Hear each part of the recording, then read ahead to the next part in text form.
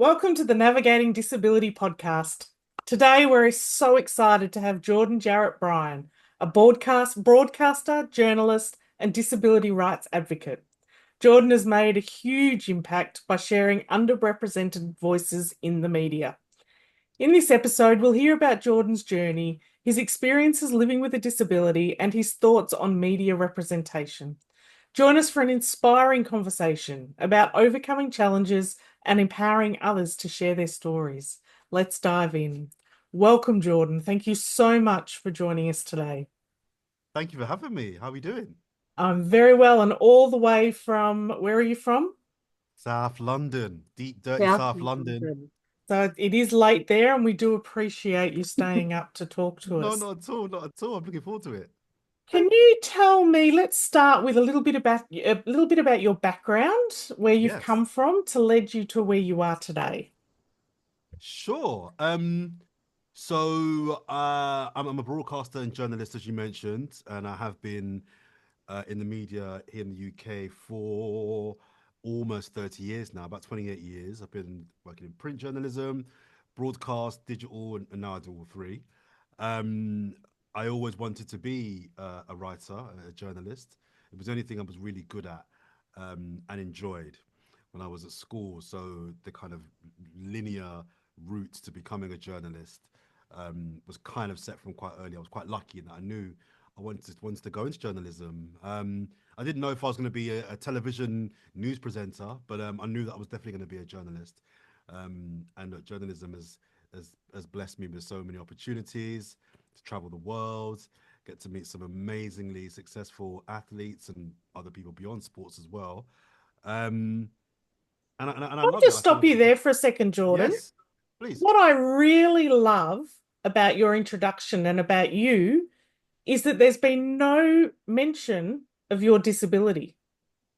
Ah, well, you know what it is because I see myself as more my disability, right? So Yep. I'm no more disabled than I am black. I'm no more black than I'm a man. I'm no more a Love that. man than I'm an idiot. You know, I'm no more of an idiot than I am someone that's always hungry. These are Yeah. all the facets that make me up. Do you know what I Yeah. mean? So I never identify as somebody kind of overtly or initially as a disabled person Yeah. because that would be like me starting this interview talking about, well, yeah, you know, I'm a black man. It's like, okay, that's not relevant, not overly relevant to my story, not this part anyway, in the slightest. So my disability is something that is a part of me. It's a characteristic of me. It's part of who I am, but it's not who I am. And So at the end of the day, you're Jordan.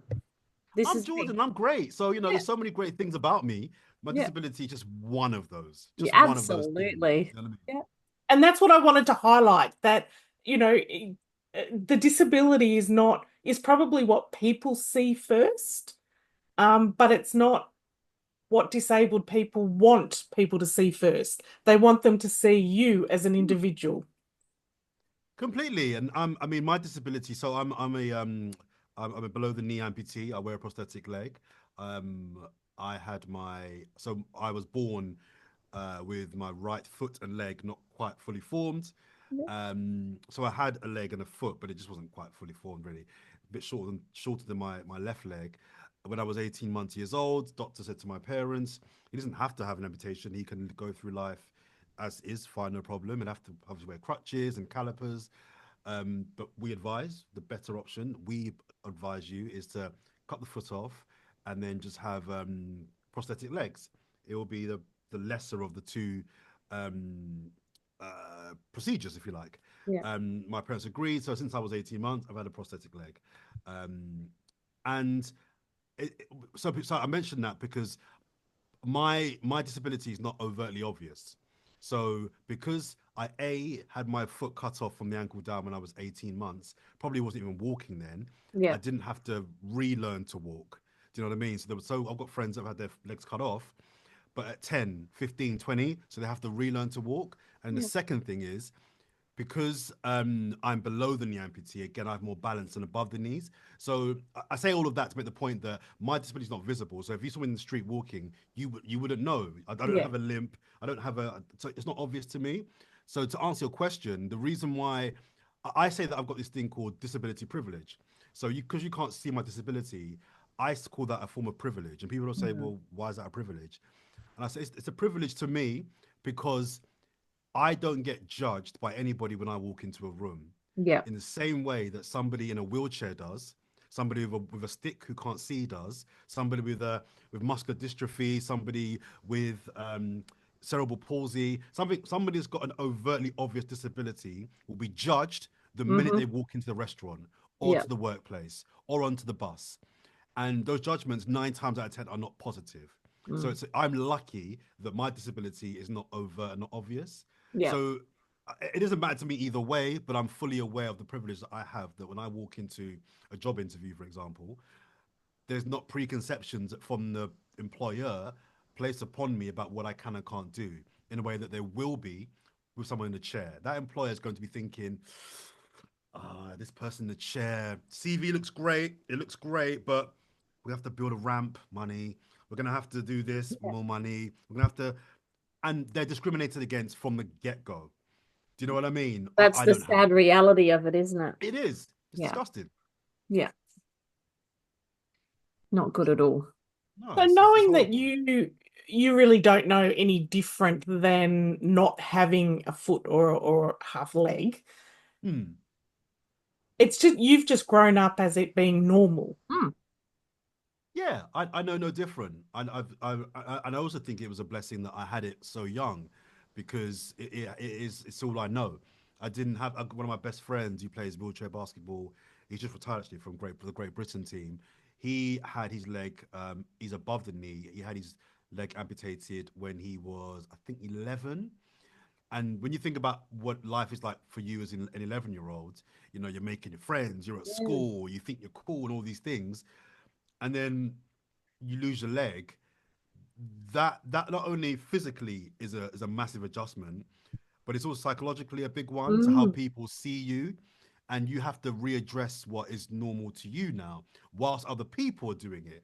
Whereas I was lucky that I didn't have to do that because it happened so early. Nobody cared, Yeah. and also no one saw it. So it wasn't like a thing of I had to kind of overcome that. It was just I was 18 months. I didn't even know I had one leg until you get older and you realize, oh, okay, I'm going to these limb center fittings every 6 weeks. I'm growing. And then it's like, okay, this is different. Other boys Yeah. and girls in my class aren't doing this. Okay, I'm a little bit different, but that's cool. I've got a leg that if you get into a fight and try to kick me, you're going to break your toes. So that Yeah. was a positive that I looked for when I was when I was younger about my leg. Yeah. It's a And some positive people did try tool. to kick me. Just to be clear, they did try to kick me, and I was like, "That's fine, kick it, kick it." Was there any time where you did face bullying, discrimination, not feeling good enough because of your lack of a leg? Do you Foot. know what, Kate? It's funny because I really, really wish I had a story to tell about being bullied or feeling crap. um, all my friends with disabilities do, and obviously it's not a good thing that they were bullied, but they have a really cool story to tell. And I don't. I was always maybe again maybe I'm just very lucky, very very lucky. I've used that word 17 times now. Maybe I was fortunate that I had a family, a friendship circle, even the boys and girls at my school. No, Do no you one really. think, though, it was because you were lucky, or was it Mm. because of your mindset and you didn't? It might be.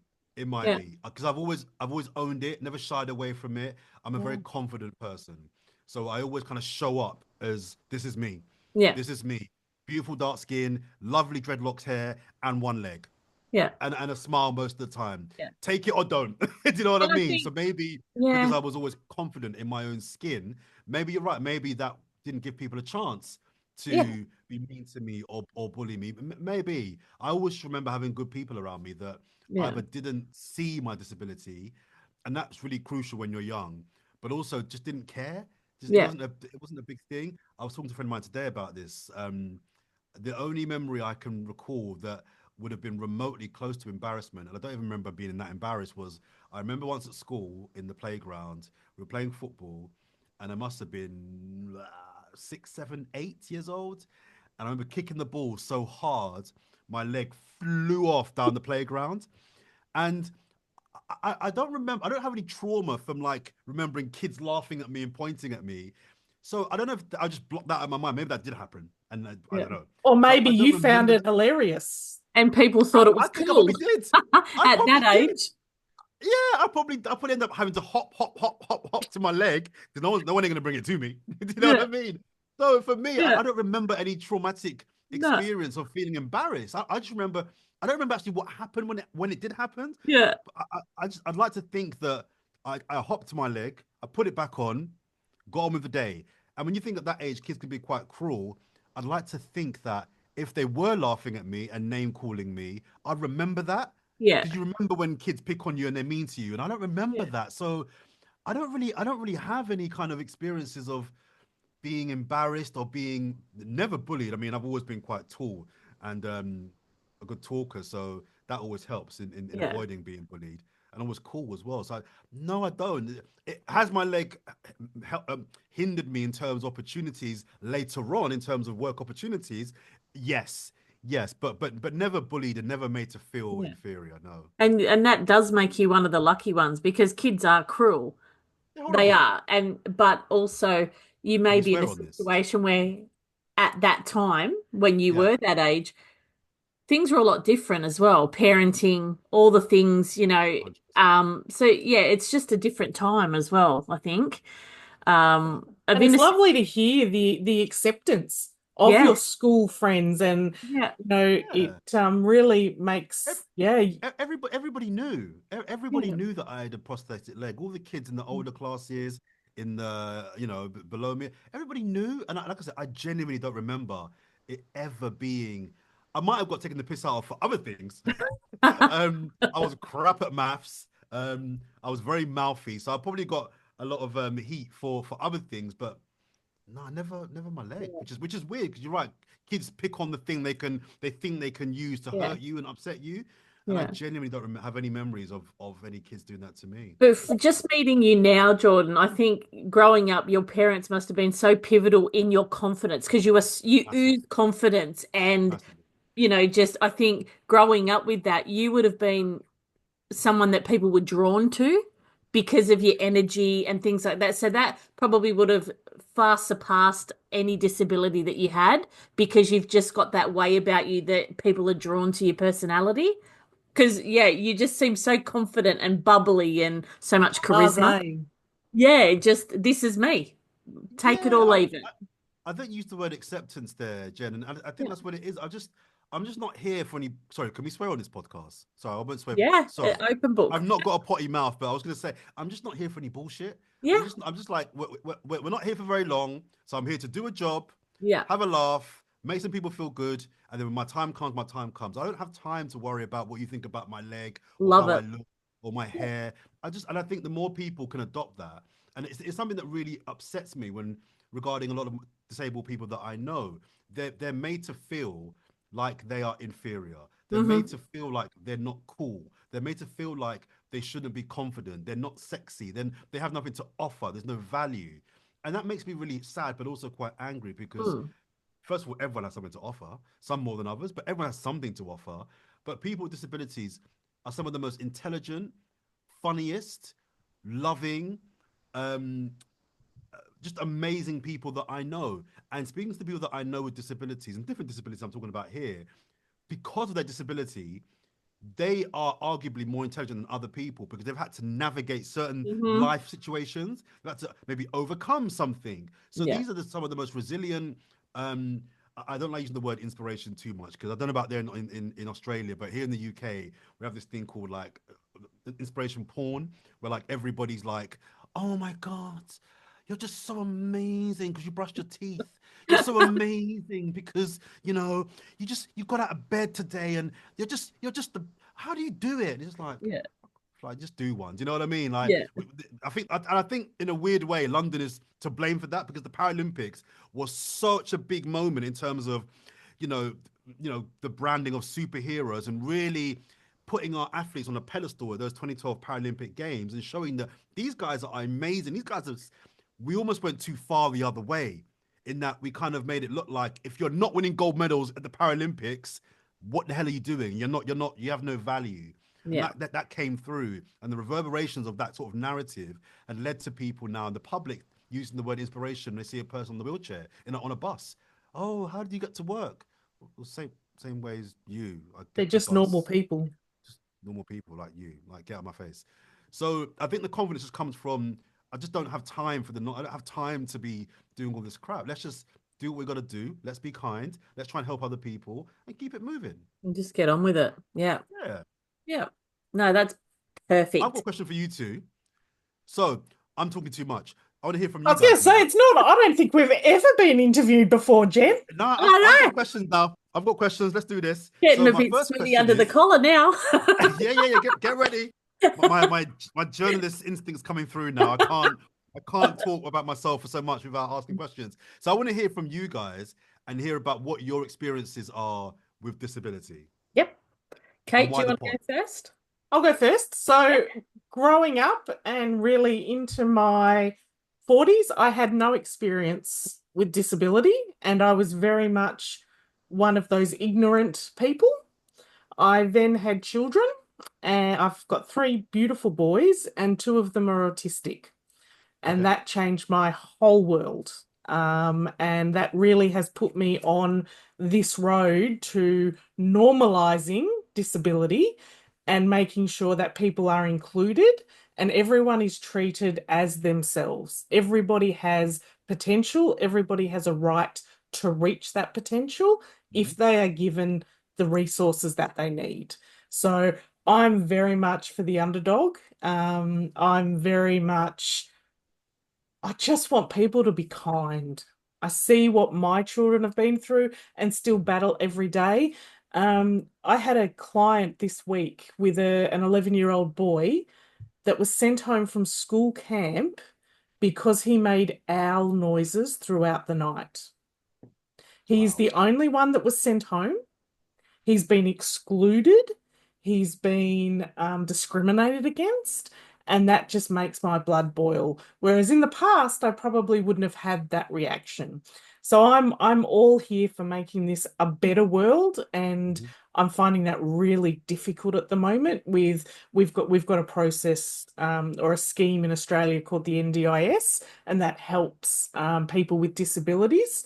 Mm-hmm. It's undergoing major change, which is affecting people's lives. So Okay. I'm really here to, and it sounds such a global comment.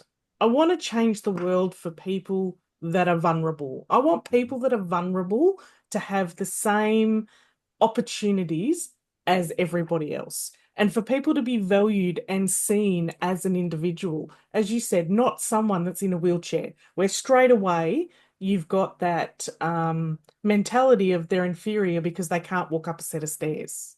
That's not right. Mm-hmm. So you're getting me on my high horse now, Jordan. So I'm going to step Get on back that down high because horse. Giddy up. Strap no, on. I'm here for it. I yeah, totally agree. I totally agree. I definitely want to hear from you, Jen, as well. But just on your point, Kate, about you saying there's some changes happening in Australia. Literally today, with the point of recording this podcast right now, I've been out all day, so I've missed it. But our government here in the UK, they announced, I think it was leaks of announcements last week, that there are going to be cuts to the welfare system in this country.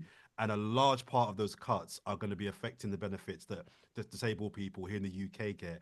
I've literally just got in 10 minutes before I jumped on your pod. So I've been out all day. So I've not caught up with the news to find out. Because today was like it's not a budget day, but it's kind of is a budget day Yeah.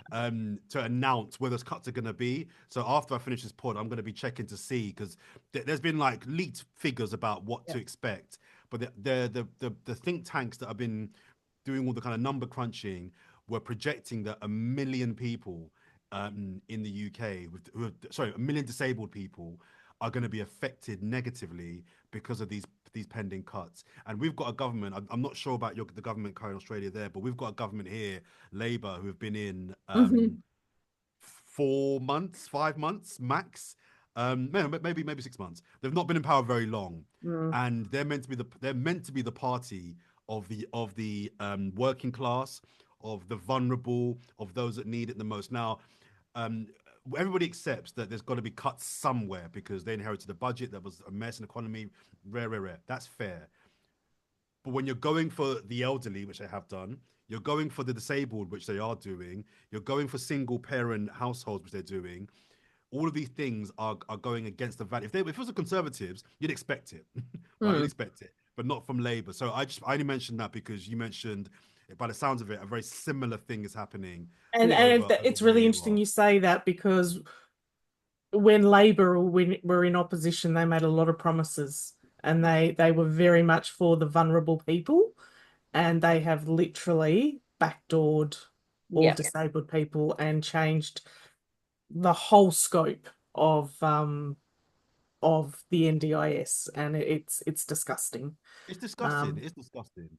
it's the And most vulnerable people in society that are being taken away from. And don't get me wrong, I'm all for, people working hard and being successful and being rewarded for being successful, but there has to be a balance Mm.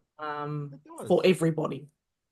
It's really it's disheartening because 14 years of the Conservative government, and for 14 years Labour have been saying they've been battering the Tories, and rightfully so. That they're not the party that I particularly align with.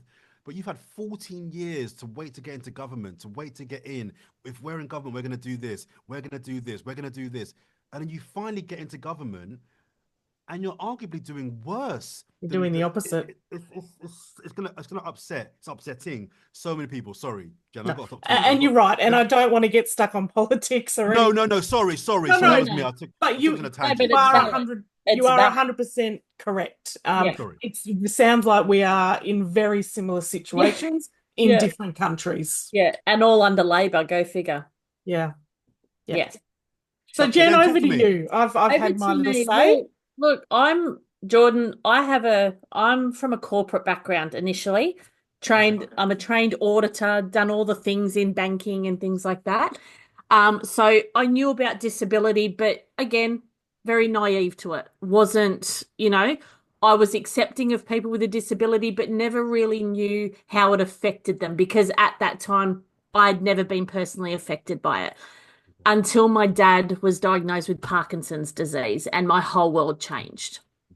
Watching his inability to do things, watching this sprightly, extroverted man that loved life to come into a world where he couldn't help himself. He was wheelchair bound and the world looked different to him. So that was my pinnacle moment of God, like, oh my gosh, and really facing the fact that this disability in day-to-day life is real. It's real and it affects families as well as the person going through it. So that for me was a moment of, it was, you'd say, my aha moment where I really sat down and looked at life and went, wow, this is this is real for me. So I watched my dad, he declined over the years. And we lost him, unfortunately, to the Parkinson's and things like that. So I vowed then that that's what I wanted to do. I wanted to be able to help people, regardless of disability, to make sure that they were heard because they lose their voice, especially when a disability comes later in life. Because he didn't have a voice. He didn't, and I'm getting teary every time I talk about my dad. I get teary, because to watch a man that was so positive with life and then to have a shell of him and not being able to even shower himself or do anything for himself, that hit hard. So I vowed that that's where I needed to be. I didn't want to be corporate. I didn't want to be, helping the corporate world make money. I wanted to help the people that needed it. And I've been doing it for eight, going on 8 years now, and I've never looked back. I go in each day to help people and make sure that they're okay, to have a voice. So I'm very passionate, and Kate will know that. I'm very passionate in helping anyone that comes to me and needs assistance. You would call I'm a bit of a what's the word the clients use? I'm a bulldog. You're a bulldog. I'm a bulldog because if I see someone being unjustly discriminated against, or I'm there, I'm in, You're not and having I'm it. You're not having it. in. Jen's like, no, no, not on my No, watch. No, no, no, no, no, no. We're not doing we're this. done. Let's play. So I'm an advocate. Like I will go to town if I feel that someone needs it because it's not fair. Anyone that's being unfairly treated, spoken to in a way, I will always lend a hand to help them because I do have a voice and I'm a strong personality, as is Kate. So that's what we do. We go in and we make sure that people are heard because I it's love not that. fair. It's not fair. The world is not fair. It's not. So if I can make a difference, I'm right there. Front and I love center. Yeah. I love that. And first of all, sorry for your loss. Thank you. I've seen people go from, as you say, full of life and Oh, energy. yeah. It's that's the harder thing when Mm, for me anyway. It wasn't when I lost my relative. It was the decline that was like, yeah. I don't recognize this person Because anymore. It was horrible. you grieve for so many You years do. watching it. Um, but yeah, it was a hard road, but I learned a lot of lessons. No A doubt. lot, and I've never been one to discriminate. I'm very inclusive, and I always have been because that's how we were raised. We were raised to be selfless, but Yes. Love that. to see that and be watching it firsthand in your own family, watching your dad, who you looked up to, who you went to fix all your problems, and then having that reversed Mm. is a really big thing to face. And yeah, and it changed my whole world. And I think for the better because now I'm in a position where I love what I do. I enjoy coming into work and just making that, even if it's just the slightest bit of difference to someone, I can Yeah. walk away knowing that they're Exactly. okay for the day, you Yeah. know? So I love it's very cliche, but yeah, I love it. No, no, it's not cliche. It's fact. I love that. It's about impact. Yeah. So just both to question both of you as well. So what's the general attitude in Australia to disability? Disability and disabled people, are they seen um with respect? Are disabled people still, I don't know, seen as like second class? What's the general kind of vibe and attitude towards disability as a subject, but also, and more importantly, disabled people? I would go more along the like, yeah, again, Australia's a beautiful country. I don't know if you've been here before, but we are inclusive to a degree. To a Okay. degree. So we do have a lot of discrimination. We do. There's not people aren't included in things. But then I guess it depends on the person with the disability as well. Don't you agree, Kate? And how they are in their own lives as well. Sure. But we're definitely got a long way to go with inclusion and acceptance and not discriminating against. But I'm not going to say that's all the time because And it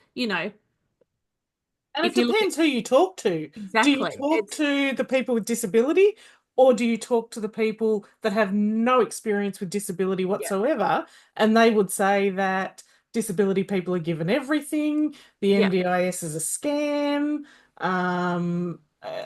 It's really hard. And I think Kate and I are in quite a privileged position because we see both. We work on both sides. So we're able to be compassionate and be more accepting and empathetic to people's Sure. positions. But if someone hasn't been faced with disability, whether that be in their family or, in the workplace or anything like that, they're naive to the challenges that are faced. So they're Yeah. not necessarily discriminatory or it's just the fact that they haven't been exposed to it. Sure. And I was one of those people, Jordan. I As had was I. no idea. Yeah. Okay. So Um, yeah, it's hard. It's a hard question to answer because I guess it's up for interpretation, right? Sure. Sure. I would like to say that we're a society that includes everyone, but we're not there yet. We're definitely not there yet. can't We've believe got that in 2025 we're still where we are. yeah, We Right. and should be a lot further ahead. that's why these podcasts we're trying to help people understand that you're not alone. You have a voice. So that's what the birth of navigating disability was all about for Kate. It's hoping to make a change, hopefully. No, no doubt. And one of the areas that here in the UK that I think there's many areas we've got a lot of work to do as well. But one of the areas where I think we are doing pretty well is representation in terms of what definitely on screen, Mm. less so off screen, but on screen for sure. I think I got my break on Channel 4, which one of our main national broadcasters here in the UK, because when they won the rights to the Paralympics in 2012, they won it in '09 for 2012. A big part of their kind of manifesto, if you like, was that they wanted to use 50%, have 50% of their talent on screen with disabilities. Hmm. That was like part of their pitch. Like, we want to have half of our talent on screen with disabilities. And they did that. And that's how I kind of got my in. So I kind of got in because of my disability. I got into TV because of my, Yeah. positive discrimination. And I'm all right with it. I have Yeah. no issue with Yeah. positive discrimination if it goes in my favor. I Yeah. have no problem at all with it. Because the levers have been pulled so far against disabled people for so long. Hey, if we can pull it in this direction, for people with Yeah. disability once in a while, so what? I feel the same about women, same about black people, and same about gay people. Yeah. That's how I feel that the levers have been against us for so long. Um, any opportunity within my business and my company where I get to bring through someone who's good but is a woman over a man, the Yeah. woman's getting it. Yeah. Good, who's black over someone who's white, the black person's getting it. And Yeah. disabled, as long as the first thing is good, can you do the Yeah. job? That's important to me. But if I can steer um, the representation more towards groups that have been, you know, Mm. for hundreds of years, discriminated against, I'm unashamedly unapologetic about doing that. Yeah. And I'd love to see more people on our screens. Wouldn't you, Kate? Newsreaders, all those types of, avenues of media. Would love to see a diverse range of people doing that, but we don't. Again, I think we are starting to see more, but it certainly wouldn't be anywhere near No, 50-50 or no, it. To me, I want people to be selected on their merit. absolutely. As you said earlier, Jordan, as soon as someone walks in a wheelchair or with some type of disability, they're Yeah, prejudged no matter They're, they're, what. they're thinking about what they can't do rather than what they can yeah. do. And they'd be, and the majority of the time, their qualifications far outweigh any disability that they have. But people need to learn to get past that. We've got a long road, but hopefully we'll turn a corner sooner rather than We'll get later. there. We'll get there. We'll get there. Yeah. We'll get there. What are some misconceptions, Jordan, about living with a disability that you wish more people understood? Good question. There's a few, but I'll tap into the one that has fascinated me for a long time, and it's one of the few that I not only know of, but I know of it because I've experienced it, right? So it's sex and dating, right? And people think I'm a pervert. I'm not a pervert, but I'm obsessed and fascinated by, and on my podcast we discuss it quite a lot, the differences and the nuances of being disabled and dating, being in a relationship, and having sex, right? Because I think a lot of the preconceptions about people with disabilities, and it might vary depending on the disability, but I think it covers most, is that first of all, you can't have sex. Second of all, going on a date with you might be awkward because if you've got one arm, do I hug you or do I not hug you? Do I fist pump you? That's not sexy. If you're in a wheelchair, can we go to this bar or this restaurant? And it's gonna, if the person has a facial disfigurement, for example, can we go somewhere where people might be looking at you, and all of these things. I know people think about disabled people because a lot of them tell me, and a lot of people who I know with disabilities tell me that they've told them. So I think that's an area where misconceptions are rife. Mm. And the reality is, as you said earlier on, Kate, they're just normal people. People that have disabilities like to go on dates. Yeah. People who have disabilities like to fall in love. People with disabilities like to have sex. Yeah. Like these aren't like what's going on here. Yeah. Um, and the way I can personalize it is that I had one experience with a young lady years ago, um, and we were on a date, and then she knew about my leg, But it wasn't until we came back to my flat, my apartment, and we was having a drink, just hanging out, chilling. It was all good, and then she kind of said that she wanted to go home. So at first I was like, I don't know what happened, what's going on, but anyway, cool. She left. The following day, she told me that she got really freaked out about, and she called it, her words, the process of having sex with me. And I was thinking, like, first of all, it's a bit presumptuous. Yeah. I just wanted coffee. Do you know what I mean? Like, who said anything about sex? We were just hanging out and having a laugh. I'm joking. I was hoping to have sex for that night. But second of all, but secondly, I was like, what do you think the process entailed? And then she's like, oh, I just don't know, but you got one leg. And I'm like, so hang on a minute. Do you think that it was going to be like a big show where I was going to whip off my leg, like pick you up, straddle you with one leg? She was bigger than me as well. With one leg, spin you around the bedroom, make love to you for 17 hours with my what? What did you have in your head that I was going to do? I just got really, and I don't have any issue with her feeling uncomfortable about that. You feel how you feel, right? That's fine. But it just kind of her thought process just really confused me. And for quite a while after that, it dented, for someone that's very, very confident, it did dent my confidence with women. Yeah. Now, I kind of knew then, I definitely know now, that that was a bit of an anomaly, and most women don't really care. Um, and I've been intimate with plenty of women that haven't even known I've got one leg, which is weird and maybe a reflection on me in many ways, but we'll go past that. But it did dent my confidence with women for quite a while, because I thought to myself, well, what are they thinking? Are they Yeah. going to be freaked out? Is this a me problem? Or, no, it's a you problem, but then it might be me.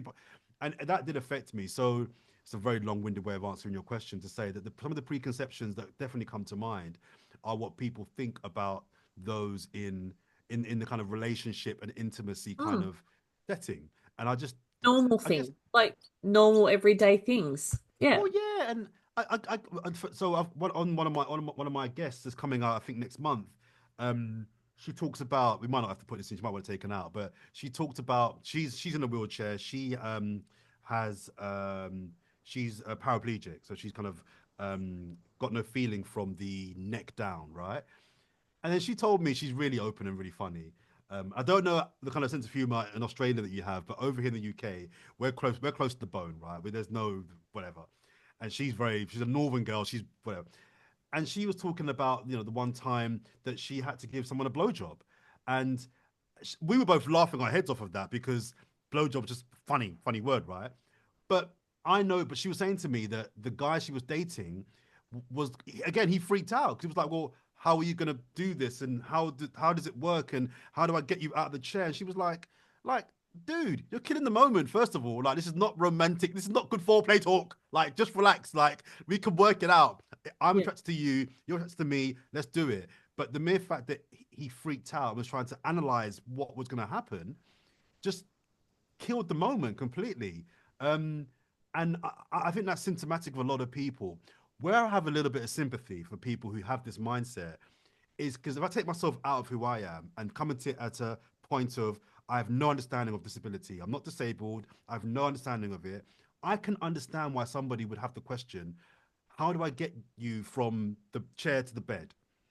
Or do you do that yourself? Or that's a fair question. Or if you have no legs, like, do you do your prosthetic legs? Do they stay on? Do I have to take them off for you?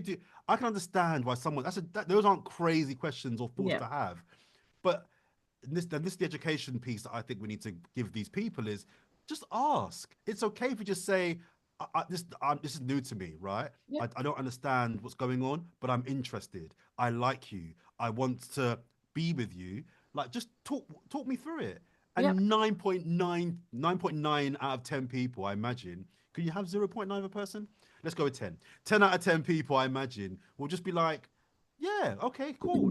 This is what's comfortable for me. This is how we do it. And then you Yeah. do it again, and then again, and then again, and before you know it, you're married before kids, and it's happy days. It's not that deep. Do you know what I And mean? So I think, I think what I'm hearing from you, Jordan, is that people are scared, Hmm. mhm, and that's okay. Like, that's mhm, okay to be scared, But it's what they do after that. Yeah, That's the issue. It's the reaction.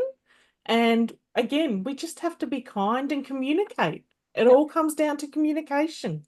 it does. It Yeah. does. It does. And with anything, if you were dating someone of a different religion to you, what would you do? You'd ask questions. Mm. You ask questions. Is sex before 100%. marriage a thing? Or, it, is smoking not allowed in religion? Or, do I have to meet what's the protocol with your parents and your father? You'd ask questions. So it's no different to a disabled person. Just ask questions. As Yeah. long They're as you don't, judged differently. Mm. yeah, it's just, I mean, as long as you don't ask it in a kind of rude way and you can work out how best to sensitively ask those questions, just ask the question, man. It's Yeah. Yeah. not that deep. Yeah. And that's what we really want to get across is that it's okay to ask questions. Mm. Um, Let's just do it respectfully. a lot of people Exactly. we've interviewed have said, whether they've been wheelchair users, ask people if you can help them across the road. And if they say no, they say no. Yep. And Yes, be okay exactly. with that. But just Exactly. ask. Just ask the question. And I Yeah. think it's then on us, and I'm guilty of this to be fair, but it's then on us as disabled people to then respond in the way that doesn't scare them away. Yes. Because if you're asked, some of the questions are quite stupid. I've heard and been asked some quite stupid and dumb questions, and the instinct in me, every fiber of my body wants to just respond with something not particularly nice. You f wits, like what kind of Mm. stupid question is that? But if you do that, they'll never ask again. Do you know what Yeah. I mean? So it's for us to then show a little bit of empathy and understand that they're not asking to be mean most of the time. They're asking because they just don't know, but they Yeah. want to know. They want to know, and I'm the person that could be the conduit between them and the knowledge. And And I when they meet, suppose that puts another level of pressure on disabled people because they're also our teachers. They have a role to teach there you go. everyone else about what's acceptable and what's not. Exactly. And that's not ideal, but I think if we want to have a world where everybody understands disability and um, can, I don't like the word tolerate, but accept that everybody's Yeah. differences, Yeah. then I think we've got to do that thought piece. We've got to be the ones that unfortunately have to educate and teach everybody Yeah. that this is not cool, that's cool. But then again, that's not cool for me, but for somebody else, that might be cool. We're all different. We're not a Yeah. monolith. Even within the same disability, we're not a monolith. So you just got to kind of just take it as you find people, but never be afraid to ask the question. Yeah. No, we've got a long way to go. That's all I have to say. We But do. we will. I have hope that we will get there. Um, just yeah, we just need to accept people for who they are, that and what they bring to the table. Really, it doesn't E- matter. e- Exactly, and we will get there. You know why? Because more and more people are becoming disabled, whether they're being born with disabilities or acquiring disabilities. So I don't know about again there in Australia, but here we've gone from 1 in 5 to 1 in 4 in the UK have a disability. Yeah. So a quarter of our population have a disability, and then you have people who I kind of label disability experienced. So they're people that I call who have no disability, but they have an understanding. Parents, practitioners. Errors. Yeah. Um, you might have a best friend of 30 years who's got disability. So you're not disabled yourself, but you have a good idea Yeah. about what it's like. Do you know what I mean? Yeah. So that takes it to me probably to 3 out of 5. Sorry, Mm. 3 out of 4. Do you know what I mean? So the majority of people in the country are either disabled or disabled experienced. So we have to get our head around this because the majority of us are in that category. So Yeah. if we're going to get along and not piss people off and show a bit of empathy and sensitivity, then we have to have that. We have to have that understanding of okay, sometimes I've got to go out my way to help somebody here. Sometimes I've got to do this and all these preconceived ideas. I've got to educate myself and get Yeah. rid of what I thought before because humans are humans. Mm. Couldn't Absolutely. agree more, Jordan. Sorry. I couldn't agree more. Yeah, man. Let's just be nice, man. Let's just all Yeah. have dinner, eat lots of food, Yeah. make love. Be kind, be polite, be respectful, Yeah. travel the world. You know what I mean? Just be cool, man. Yeah. I love One it. Absolutely. life. As we start to wrap up, Jordan, Yes. what does the future look like for you? What does the future look like for the disability community? And what changes would you like to see? I'll start with the community. I think the future looks like things getting better, but not before they get worse. So again, not to get political, but I think we're going to have to. I'll speak for the UK here, but I think we're going to unfortunately be going taking a step would take taking a step back in order to take two steps forward. I think there will be people that are going to be really massively affected in the next kind of 18 months, 2 years here in this country, which makes me very, very sad. But I like to believe that out of um, tragedy and out of setbacks and disappointments and hardships come a spirit of creativity and fight. I think when people are down and you don't have much, that's when you tend to kind of punch up the hardest. And I'd like to think that the rising of disabled people in this country and even globally, um, will be on an upward trajectory because there's no alternative. The, Yeah. the the facts are there's no alternative. We have to come back better. We have to support each other, but we also have to do what we were saying earlier on. We have to bring everybody with us as well. This Yeah. this term allies. We have to bring other people to understand that I have less than you, and I'm great on these things over here. But the fact is, I'm in a chair, so I can't walk, I can't run, which means there's certain things I can't do. That doesn't mean I don't have any value. I think it's about showing people that despite me being having a disability, I still have plenty of value, and I think that only gets across if we disabled people um, recognize that and double down on that. But we take everybody else that wants to learn, is curious with us as well. We have to do that. Otherwise, we're going to be constantly fighting against other groups Mm. for respect, for money, for time, for all the things that I think are important in being a citizen in a country.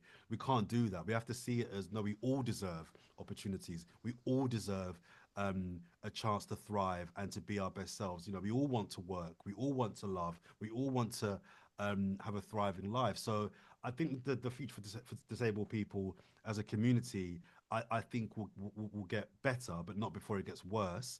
Yeah. The future for me, I'm all het up on my new podcast, ladies. I've been planning my pod for a year. We got it out 2 weeks ago. Jordan Jarrett. I'm sorry, don't laugh, but I've called it Jordan Jarrett Bryan's the world's coolest disabled. Right now, I think I'm the coolest disabled in the world. Right, that's what I think in my head. That's what I tell myself. Whether it's true or not, probably not. Others can decide, Irrelevant. right? Yeah. Others can decide. But I'm doubling down on the podcast because again, I don't know, but this is why it's really interesting hearing from you guys when you hit me up because I don't see any content for disabled people, definitely in the UK. If you're disabled and you want to see a podcast or a YouTube show with people that look like you, sound like you, have similar stories to you, and can inspire you, there you go. I've used that I word, one pound in the jar. Um, where do you go apart from the Yeah. Paralympics, which I work at, and I have done the last four Paralympics, and I love the Paralympics. That's every 4 years, and it's very exclusively sports. If you're not into sports or you don't want to be a Paralympian, how do you see people that look and sound like you? And going back again to the education piece we need to do, if you're not disabled, where do you go to learn about disabled people? So my podcast, we're on episode 2. We've recorded like 15 already. So they'll be out every single Monday morning on our YouTube channel, all across all podcast platforms. But my time is focusing on really building this podcast and the audience to realize that, like you guys, there is content out there for people to consume where people can be empathetic, people Yep. can be caring, people can be honest and authentic. We talk about all things on our podcast. We lead it with achievements. So my interest is less about your disability and more about your achievements. And then it's about, okay, did your disability play any role in your achievement? Sometimes it does. Sometimes it hasn't.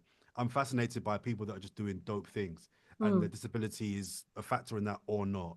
And we push the boundaries of conversation. So again, I mentioned it again, but we talk about sex and relationships. We talk about money. We talk about acquiring disability. We talk about perceptions, all things we discussed today, all those things that I think people are not disabled are curious about, want to ask about, but too scared. Yeah. I'm not scared. I'm not scared to ask a question. I'm not scared to be told, Jordan, that's a stupid question. I can take it. So my time is going solely into that, and I would love your audience and your viewers and Australia that are curious about it. I mean, we have a laugh. We have some giggles on it as well. Yeah. I So I'd couldn't love your. imagine you being serious for a whole hour, Jordan. Nah, nah, nah, nah, nah. We don't do that. We don't do that. We don't do that. No, no, no, no, no, no. We have a Well, laugh and a giggle because that's what definitely, people do. I will definitely follow it because I think it'd be a joy to listen to. Thank you very And much. and we absolutely will publicize it if you send us all the details. Oh, thank you. When That's very we kind of you. release this one, all your details will be there for people to be able to reach out That's very kind of you. Thank if you very much. they wish. Jordan, thank you so much for today. Thank you for having me. It's been enlightening. It's been energetic. It's been fantastic. And Yeah. you're probably one of the most positive people that we have interviewed Yeah. to date. So You know what? thank you. Frowning takes up more energy than smiling. Yeah. I hear that. Yeah. I So hear you that. might as well be positive and smile. And I look, Jordan, from my perspective, it's been an absolute joy talking to you. I think Thank you're you. a You force too. to be reckoned with. Oh, And yes. I can't wait to listen to your podcast also. Thank you very much. Thank you. I appreciate it. Thanks for your time, Jordan. Thanks Thank so you, much, ladies. Jordan. Bye bye. Take care. Bye.